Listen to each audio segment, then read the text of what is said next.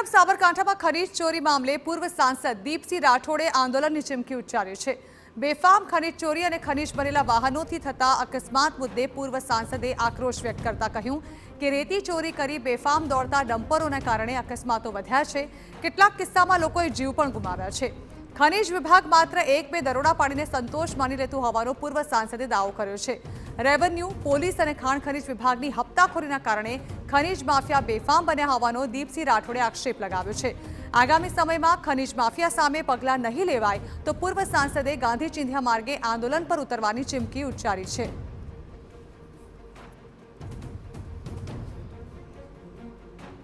લોકોને પકડવા જોઈએ, માદ કરવા જોઈએ। જો આમાંથી કંઈ પગલો ભરવા નહીં આવે તો ગાંધી ચિંધ્યા રહેશે અમારી રાહદારી નીચે અમે પગલો ભરીશું। પછી કહેતા નહીં કે પરિસ્થિતિ ખરાબ થઈ છે અને પછી મુશ્કેલી જુદી ઊભી થશે તો આની જવાબદારી સરકારની જ રહેશે જો પગલો નહીં લેવામાં આવતો।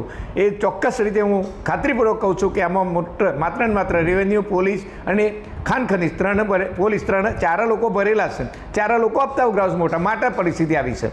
તો ખરેખર આના પર પગલો લેવા જોઈએ એવી મારી વિનંતી છે।